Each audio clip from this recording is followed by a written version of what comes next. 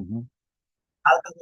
For Bekiim Bahalacha for day 31, page 82, Siman Kafei, Halacha Samech. Okay, pay attention. Mi shechalatz. Okay. Mi shechalatz. Yeah. Filav. Al dat lachzor ulanichan. Somebody that comes and he takes off his tefillin in order to put them back on. Imu betoch chetzi shah, if it's going to be within the half an hour, you don't have to make a new beracha. When you want to put them on again, even if you took it on with stam, and you didn't think to put it back on or not to put it back on, you don't make another beracha. But if it already passed half an hour, בכל אופן יש לו לברך על הנחתם, you have to make a new ברכה, דאב להפסק, אז it's going to be a פסק והיסח הדעת, וכן יתפעל לעניין מי שפשט טליתו, דע לחזור ולהתעטף. The same halacha would apply to taking off the talit. If you took off the talit, and within a half an hour you want to put it back on, if it's within the half an hour, you don't make another beracha. Look at Yalkut Yosef in English. Let's see the footnotes. So if you went to the bathroom, you don't have to do it? You don't have to. Well, again, to do with the bathroom, we're going to speak about it.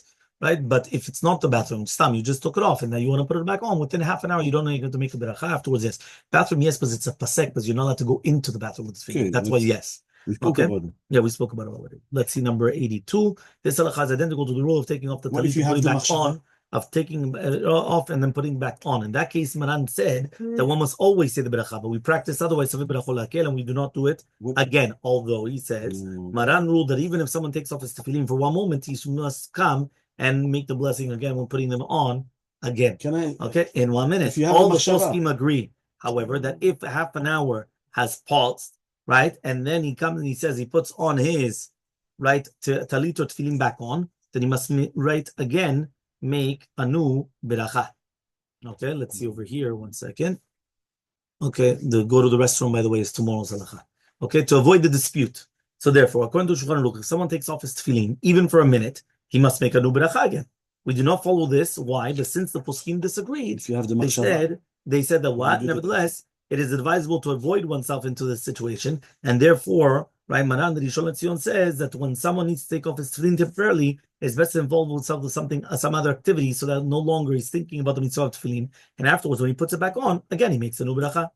Okay, if someone took off his tefillin near the end of Shachrit, the Or Letzion ruled that if someone takes off his late at the end of the Shachrit, or if his talit falls off, it is best that he does not put it back on. Because again, here, it's like Ki'ilu that he already had a sechadat. He stopped. So he says, he testified that this was the psak also the Shivar of Ezratia. It seems that the same principle should be applied to the mitzvah of tefillin. If someone takes off the tefillin at the end of Shachrit, it should be advisable not to put them back on. However, there might be a difference between the mitzvah tzitzit and tefillin. According to the Kabbalah, it's important to wear tefillin at the very end of the shachrit, and preferably one should study Torah after shachrit while wearing the tefillin.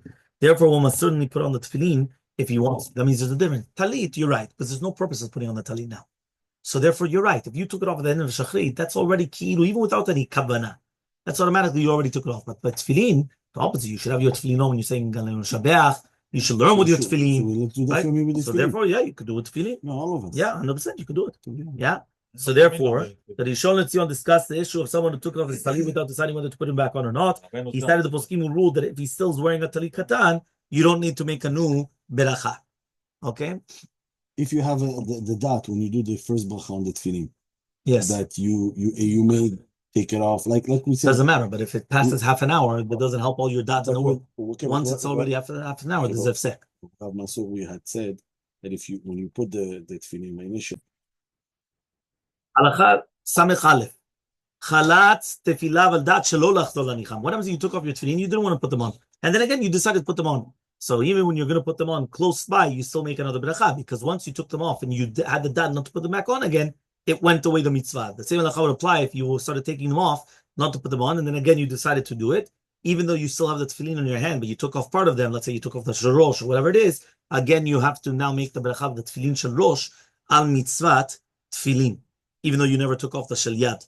Right? Imagine that means you took off the shel rosh, and then you know what? Boom, you put back the shel rosh. You have to make a new beracha on the shel rosh.